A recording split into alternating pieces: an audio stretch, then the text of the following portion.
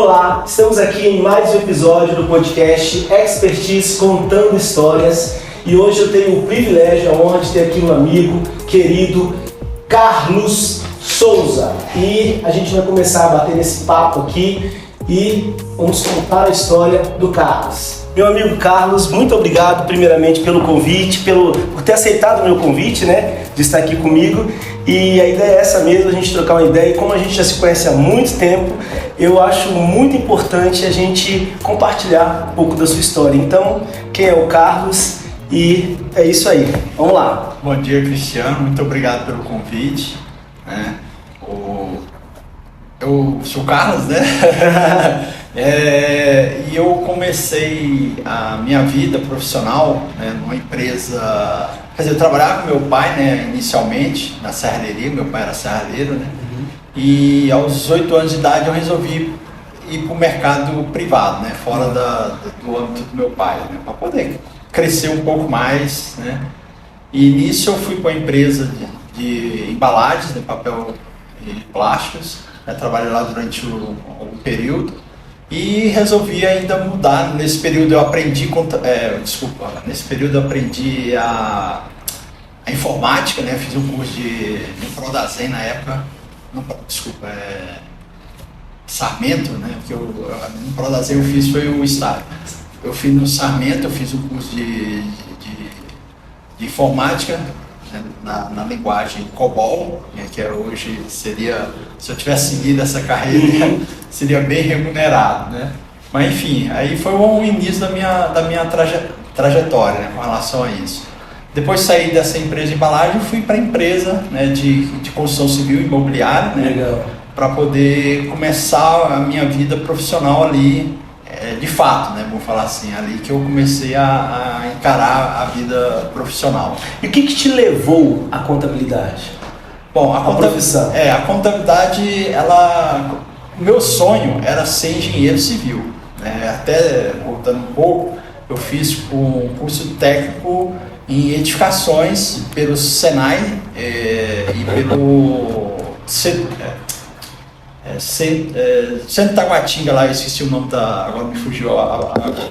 Eu fiz durante 3 anos, né, o ensino médio, né, e eu amei, né, eu sempre era a minha vocação com relação a isso. Mas na época teve a crise da construção civil. Quando eu me formei em 83, a crise da construção civil, ela estava demitindo todo mundo. Né? Então isso foi um balde de água fria, né? Aí voltando, né, indo para frente, né, em 86, quando eu fui um pouco convidado para trabalhar nessa empresa de ramo de construção civil e locação de imóveis, né? É uma empresa familiar, né, bem familiar.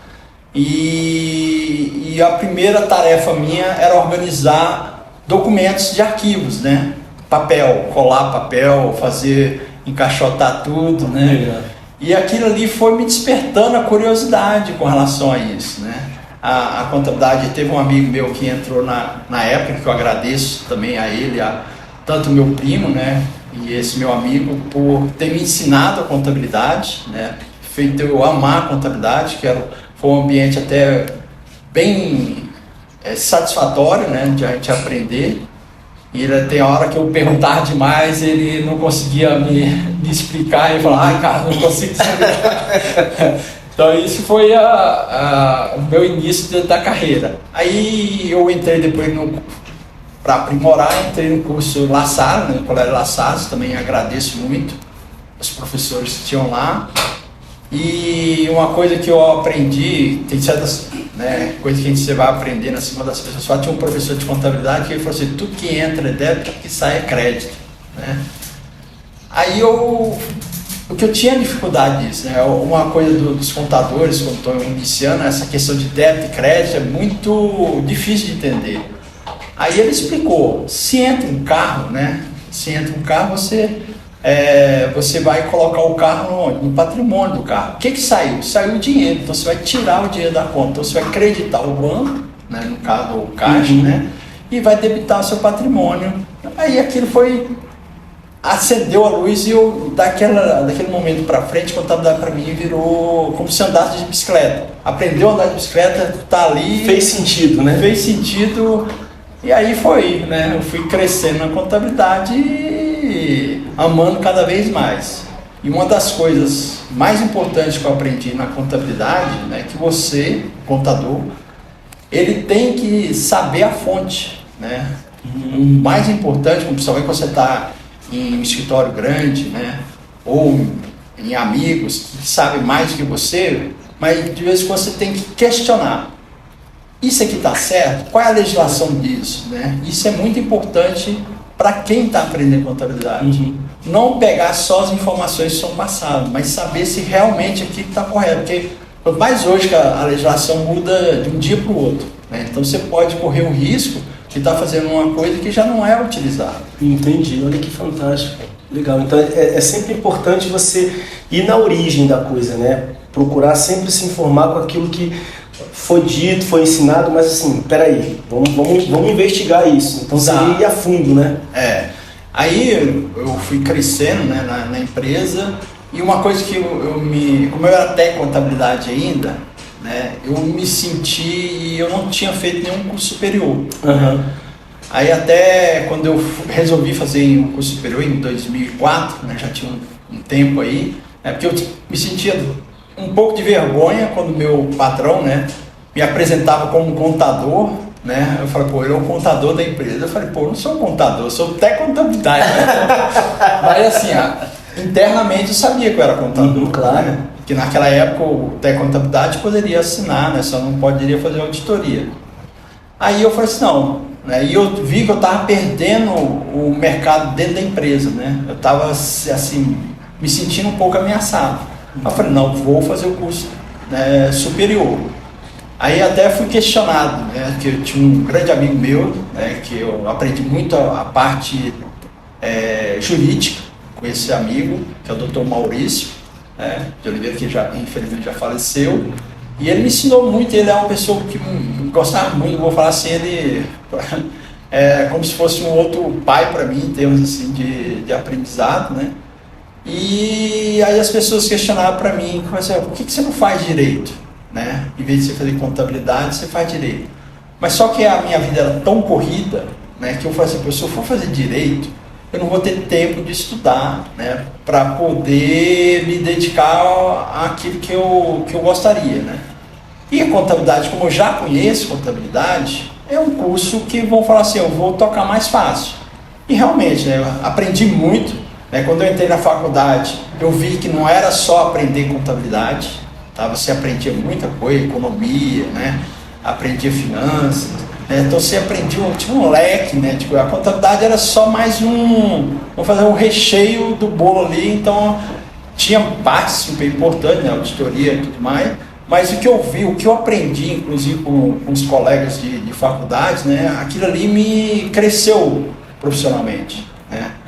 Tanto profissionalmente como pessoa. Virou um universo, né? Virou. A coisa que era pequena, né? Que era uma coisa pequena, e eu tirei meu trauma, né, de ser só técnico, eu virei contador, mas aquilo eu vi que eu aprendi muito mais do que ser apenas o curso de contabilidade. Então, em 2008 eu me formei, eu agradeci demais aquilo que eu fiz. Eu dei um passo gigante, né?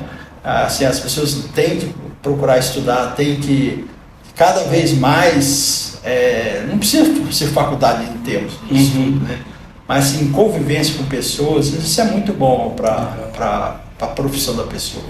Bacana. E nesse período que você mergulhou mesmo no universo da contabilidade, quais os desafios daquela época e o que você olha como desafios hoje na profissão, de um modo geral, na área de um modo geral? Bom, Cristiano, o desafio na contabilidade, antes, ele era pequeno. Por que eu vou falar assim, pequeno? Porque a legislação tributária do Brasil, ela cobrava muito pouco. Né? Cobrava mais das empresas SA, mas das empresas pequenas, você fazia declaração uma vez no ano. Né? Então, apesar que você não tinha a infraestrutura estava começando, né, a termos de programas, né, de sistemas de contabilidade, mas assim mesmo a legislação ainda era, vamos falar assim, ela não cobrava tanto das empresas como é hoje, né? Então, na época, né, tinha uma cobrança, né, algumas era DCTF, era declaração de imposto de renda, era RAIS, era, né, mais voltado para a parte de pessoal. Então, você contava na mão assim, as coisas, e era assim, pontuais, né? Você tinha até um calendário direitinho, assim, né, para poder fazer as coisas no momento certo. Então, tinha empresas que faziam a contabilidade no final do ano, né? Praticamente fechava ali, né? Somente as empresas familiares, né? Que depois até comentar um pouco sobre isso, que fazia tudo já no final, né? Então, hoje, né? Vamos falar assim, hoje a legislação ela cobra muito da empresa, cobra muito do contador, né? Então, eu acredito assim que o contador hoje, né? Teria que ter tem que ter, né, um mecanismo que ele faça mais automático, né, pegar os sistemas com que o sistema trabalhe para ele, né, em termos de ERP, a parte de informática, tentar informatizar o máximo possível para ele que sobrar um tempo para ele fazer aquilo que hoje eu acho que ainda falta, principalmente nas empresas pequenas. Entendi. Que é conversar com o dono da empresa. Como é que está a empresa em termos contábeis, né? Quando eu falo assim, porque muitas empresas, elas quebram por falta de uma harmonia entre uma contabilidade entre o empresário e a contabilidade. Porque a contabilidade terceirizada, ela é boa em certo momento, mas é ruim em certos momentos, né? Porque a terceirizada, ela tem escritório, né? Tem milhões e milhões de empresas lá, milhões sim, modo de falar, né? Claro. Tem um grupo de empresas e eles estão focados em quê? Em resolver, atender ali o que a legislação pede, né? Aí entrega lá os balanços, mas aí eu falo, na outra ponta ali, quando ele entrega o balanço para a empresa, será que tem alguém da empresa, lá dentro da empresa, que sabe analisar aquilo, que aquilo está corretamente, e sabe conversar com o dono da empresa, né? Se todas as diretrizes, as obrigações foram cumpridas e se está tudo ali, né, principalmente a parte que vamos falar assim, prejudicial à empresa, que pode ocorrer, que tem que colocar na contabilidade, né, se estão ali para que um contador, né, uma pessoa experiente, consiga conversar com o dono da empresa.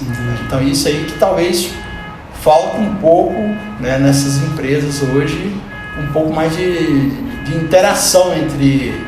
porque o que as empresas pedem hoje? Elas pedem consultoria externa, né? Então gasta-se muito dinheiro com consultoria externa para quê? Para verificar se aquilo que está sendo feito está correto, né? Aí, então é como se fosse um retrabalho, teoricamente, né? E nem sempre a consultoria externa ela vai trazer a solução do problema, tá? Porque aquele negócio, o problema é quando tá igual, vamos falar assim, em termos de ambiente de casa, nossa casa. O problema está ali, quem que tem que resolver? As pessoas que estão ali que tem que resolver. Não é uma pessoa vir de fora tentar resolver, porque ela não está ali no dia a dia, né? A consultoria, ela é bem-vinda, né? Desde que seja bem organizada, porque tem empresas que vai crescendo demais e ela acaba perdendo o foco, né? Ela perde um pouco da estrutura dela, ou esquece de fazer processos, né? Começa a fazer um passando para o outro e esquece de fazer processo com relação a isso. Então a consultoria nessa parte é muito boa. Mas assim, no dia a dia, o consultor não vai estar todo dia lá. Então as pessoas que têm que estar se ambientando, né, e passando as informações corretas para os gestores. Deixa eu ver se eu entendi. É como se fosse assim. Se estiver seguindo o que precisa ser seguido, se a empresa estiver trabalhando com os processos direitinho, talvez a consultoria viria mais para assim, cara, tá legal, melhora só isso aqui, então, não para resolver um problema que na verdade, por não ter feito do jeito que devia, acaba virando um problema até maior. Exato. Porque dessa forma acaba se desgastando as pessoas que estão, né, porque elas vão promover uma consultoria aqui para dizer que eu estou fazendo errado. Né? Então se desgastam internamente, né? Eu falo isso por experiência própria na própria empresa onde eu trabalho. Tá? Que as consultorias que nós fizemos, nenhuma deu resultado positivo. tá? Tudo deu aquele coisa, fez o levantamento, passou os números, mas não é como se fosse uma maré, né? Alta e depois abaixa e entra na volta no mesmo estado, não tem um processo longo de melhoria. Né? Por quê? Porque a questão de pessoas, né? Trabalhar em grupo, a gente tem que ceder muito, né? E tem pessoas que não conseguem ceder um pouco o que é diferente de mim, de você. Né? Então isso que acaba conflitando muito dentro da empresa. Entendi. Interessante. No ramo que você atua, ainda é construção civil, né? Eu tenho ouvido falar muito que parece que hoje os contadores trabalham mais para o governo do que para a própria empresa, né? Dizem que assim, são muitas obrigações, muita coisa. Você mencionou o fato aí dessas mudanças hoje, se exige muito mais do que antigamente, aquele negócio todo. E essas mudanças, elas têm vindo para melhorar a vida das empresas ou vem mais para complicar, é mais burocracia? Como é que você vê isso? Cristiano, eu vejo... De mudanças governamentais, tá? Leis governamentais, tá? Eu falo assim, eu acho que o governo... Acho não, né? Eu penso que o governo, ele quer tentar resolver o problema interno dele, mas prejudicando as empresas. Por que eu falo isso? Porque quando... Apesar que é o que eu falei, talvez ele está fazendo as empresas de incubadora, né? Entendi. Tentando resolver o problema interno, jogando os problemas para as empresas, né? Mas tanto que até hoje, né, o que era para ser mudado, a legislação tributária, trabalhista e tudo mais, não sai do papel, né? Elas ficam, então o governo fica criando mecanismos para tentar controlar a empresa, né? Só que nesse sistema todo que ele tenta controlar a empresa, eu acho que em certo momento ele se perde, que é tanto que ele volta atrás, né? Ele muda, tenta mudar. Então, de muito tempo para cá, só vem mudando, né? Ele implementa uma coisa, aí passa um pouco, ele não consegue, vê que não está dando dificuldade, ele tenta mudar de novo. Então, hoje, assim, o contador de hoje, é o que eu falo assim, na empresa teria que ter 2 contadores, né? Temos assim, um técnico, né, que vai cuidar a parte entre governo e empresa, né, que cuidar dessa questão, e o outro é o que vai fazer a análise do balanço e entregar para a diretoria. Porque realmente hoje os contadores eles trabalham para o governo. Isso, é essa expressão que eu queria.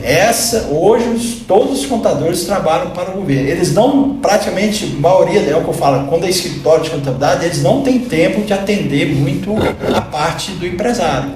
Ele vai pedir pontualmente, preciso de uma licitação, preciso fazer uma análise do meu balanço, apresentar como é que se vai projetar o balanço para frente, como é que vai ser. Só nesses pontos pontuais que eles vão fazer isso. Mas, dia a dia, hoje os contadores, todos eles trabalham para o governo, né? Que até eu tenho, né, na minha mente assim, eu falo assim, por que o governo já não cria logo um sistema, né, para todas as empresas utilizar o sistema do governo, né? Em vez de que cada uma empresa tem um ERP, né, ou próprio ou de terceiro, né?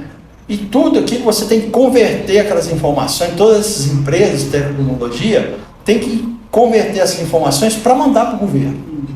Então por que o governo já não cria um sistema onde se alimenta, né, tudo lá? Direto, né? Como a contabilidade governamental, você já tem um sistema do governamental, coloca tudo, aí você vai fazer o contrário. Se você quer informação sua, você cria um mecanismo que pega as informações suas e joga para onde você quiser. Que é uma coisa que hoje as empresas elas têm que se informatizar muito, né? Até dizendo assim, lá na empresa onde eu trabalho, nós temos não só a área de construção civil, né, que é praticamente hoje a construção civil nós paralisamos, né? Na área de imobiliária, né, lá de imóveis próprios, temos área de hotelaria, área de gastronomia, né? Então a gente ainda é precário na informatização. A gente não tem nas nossas mãos os dados automáticos, né, como muitas empresas hoje teriam, né?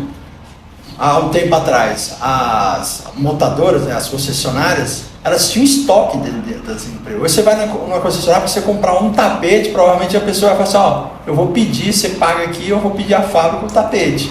Né? Porque não tem estoque mais. Porque é tudo online, né? Que eles diminuíram o estoque para poder diminuir custo. Né? Só que as empresas também hoje em dia, eu falo mais de empresas familiares, né? Elas ainda são precárias com relação ao eu vou falar assim, talvez metade, né? Porque eu não conheço muito as outras empresas, mas a metade elas são deficitárias na parte de tecnologia. Né? Porque é cara, a tecnologia é cara, mas se ela for bem projetada, ela sai mais barato no longo prazo. Entendi. E a carga tributária também, ela é muito alta, né, Carlos? Assim, a gente ouve muito, né? Eu sou empresário também, então todo mundo fala que assim, a área que mais produz no país é a iniciativa privada e é a que mais sofre com a carga tributária. Ou seja, se a gente tivesse um equilíbrio nisso aí, talvez mais empresas poderiam aparecer, talvez mais empresários poderiam prosperar e, consequentemente, o Brasil cresceria muito mais. O fato da carga tributária ser realmente muito alta, você acredita que isso também dificulta essa parte do empreendedorismo, essa parte das pessoas também se aventurarem nessa área do empresariado? Ou o que você acha disso? Cristiano, eu acho o seguinte, nada é caro se for bem planejado e aplicado. Gostei disso. Nada é caro se for bem projetado e aplicado. Nossa, que legal. Bacana. Por quê? Você falar, é caro os tributos no Brasil. Eu poderia falar para você, é caro, porque não se aplica direito os recursos como deveriam, né? Mas se a partir do momento que você, se pagasse mais ainda, mas se tudo aquilo que a empresa necessita fosse aplicado corretamente, nós foi empresas de transporte, estradas boas, ferrovias, né, tudo mais, né? Empresas de construção civil. Hoje a empresa de construção civil, eu vou falar assim, é cara até para você fazer um projeto, pagar licença disso, taxa de fiscalização de obra, taxa daquilo. Sendo que o que a construção civil vai gerar? IPTU. Lá na frente, o que vai se gerar de taxas de IPTU cobre qualquer despesas que poderiam ser tiradas da construção civil na parte inicial, que é onde ela mais precisa de recursos, que ali ela faz o empreendimento, né? Ela precisa ali começar a vender para poder ter caixa para poder construir. Né? Então tem algumas taxas, eu falo assim, é pouco, mas em grão, né? Uma parte daqui, outra parte dali se torna um volume que a empresa tem que estar sempre pagando, né, com relação a isso. Isso eu falo assim, é uma taxa que não deveria ser cobrada. Né? Por menor que seja, não deveria ser cobrada. Mas em termos gerais de tributo, saúde. As empresas hoje elas têm que proporcionar aos seus colaboradores plano de saúde. Por quê? Porque o governo não cumpre com o papel dele. Então aquele imposto que as empresas pagam poderia ser muito bem empregado na saúde. Quando eu falo empregado, assim, para não ter que o empresário ter que contribuir com essa parte da previdência privada, né? A previdência, né, de saúde, né? Ajuda a saúde, né? Então, o que eu falo assim, se pegasse todas essas empresas que pagam, né, plano de saúde, né, o plano de saúde, e convertesse isso em saúde, acho que toda a população iria ganhar com isso. Entendi. Então, é o que eu falo, então tem certas despesas que a empresa tem, além da tributária, que ela tem que arcar, que encarece mais porque o governo não cumpre com aquele papel dele, que é arrecadar e fazer com que a infraestrutura, né, seja empregada a favor daquele grupo de empresas. Né? Seria investir adequadamente nesses tributos, né? Porque o que o governo teria que ter na mente dele? Vamos supor, aconteceu uma geada, uma coisa. Teria que já ter um projeto para ver quais empresas seriam prejudicado nisso ali e já dali já tomar uma iniciativa. Ou seja, você faria como se o seu tributo também seria como um seguro, né? Que se você lá na frente tivesse uma dificuldade, o próprio governo já olharia para essa dificuldade e já fala assim, opa, vamos paralisar os impostos aqui, vamos fazer isso, vamos dar uma ajuda aqui, né? Sem esperar o próprio contribuinte ter que ir lá e ficar pedindo, né? Então eu acho assim, falta um pouco de sensibilidade com relação a isso. Entendi. Né? Então é o que eu falo, hoje é caro? É caro, mas é porque é mal empregado. Você falou essa questão aí do caro e eu me lembrei que eu tenho um lema, eu não sei de onde que eu tirei isso, mas assim, eu digo assim, tudo que não vale a pena é caro. Caro é o que não vale a pena. Então você vai sair com a sua família para um restaurante. Você pagou lá R$1 para comer num restaurante chique. Você pagou R$1, para você, ó, tá aqui, ó, pode entrar aqui, você vai pagar R$1, pode comer o que você quiser. Se você pagou R$1, comeu a comida, passou mal, ficou doente, teve uma intoxicação alimentar, pergunto para você, foi barato ou foi caro?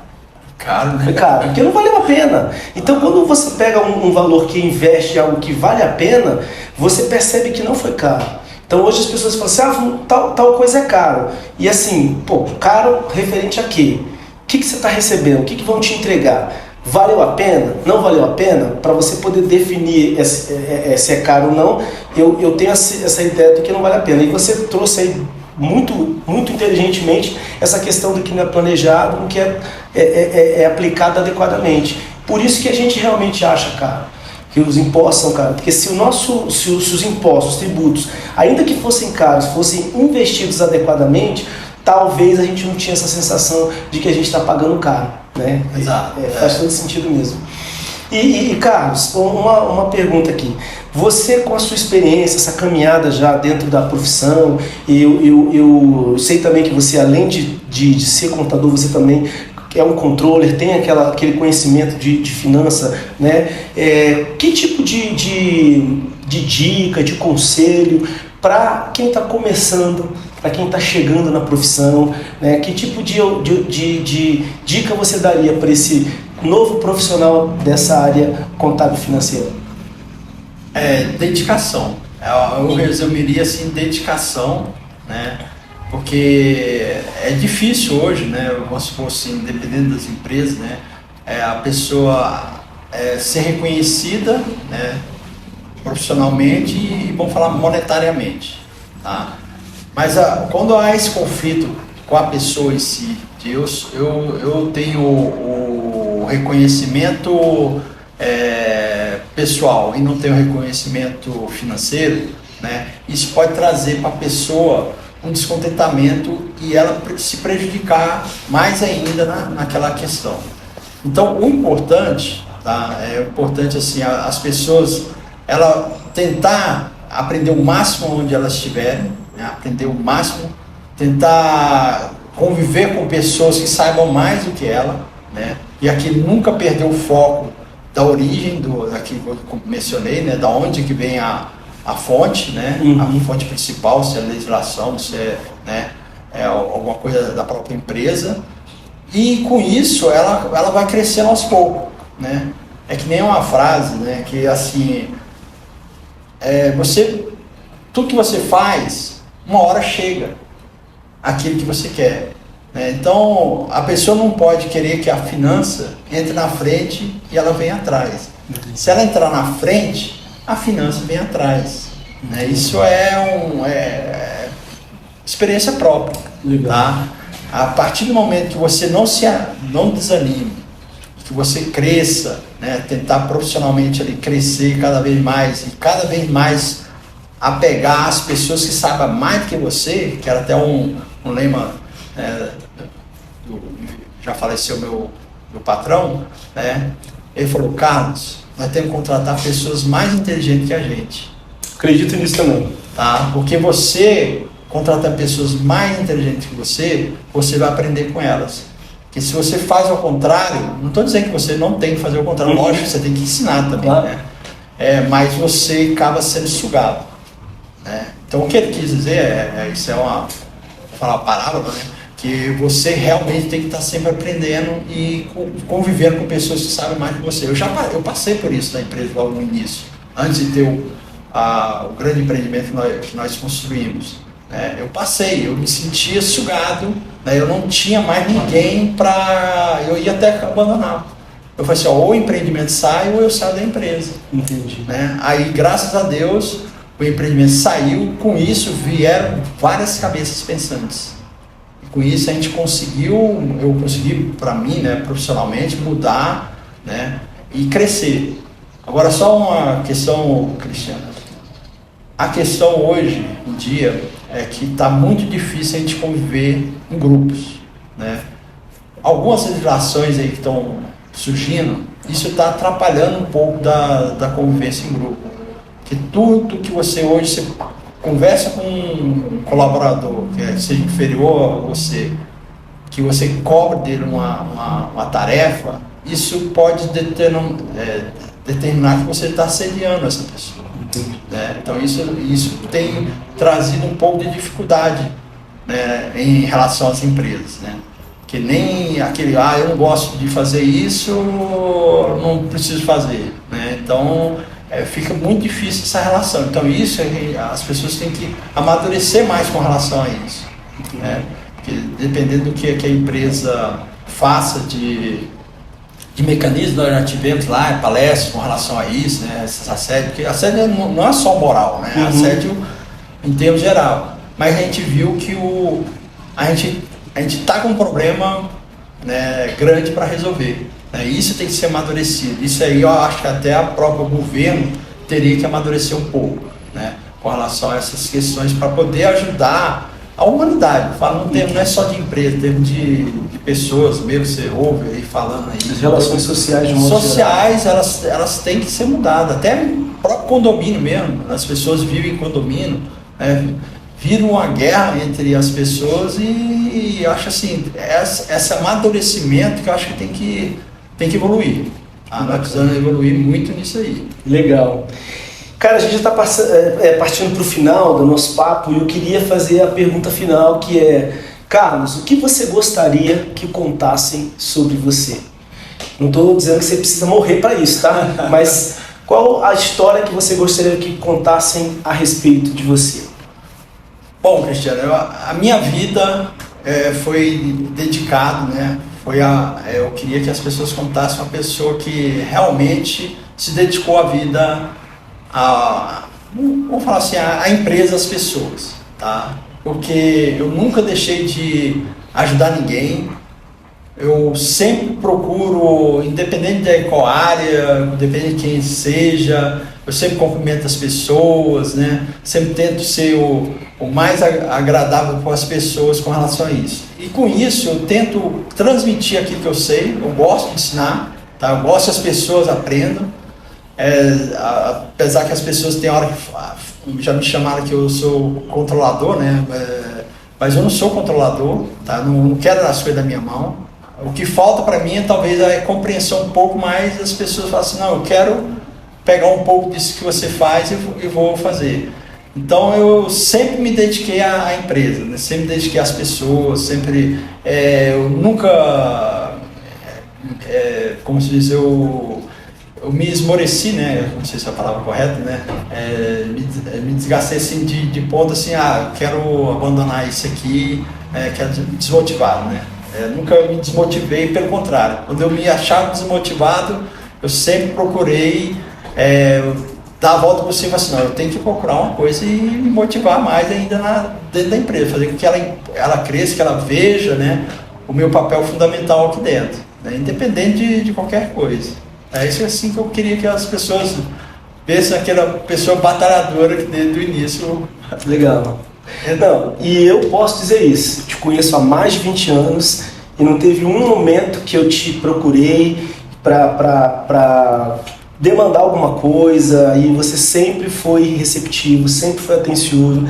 Mesmo às vezes você lá nas reuniões pede para ele esperar um pouquinho, mas sempre me atendeu e eu sou muito grato pela sua amizade. Então, essa história eu contaria sobre você. Querido, muito obrigado pelo momento. maravilhoso e prazeroso dessa conversa e obrigado principalmente pela sua amizade, tá? Eu agradeço também. Foi muito bom. Tá bom, gente, obrigado.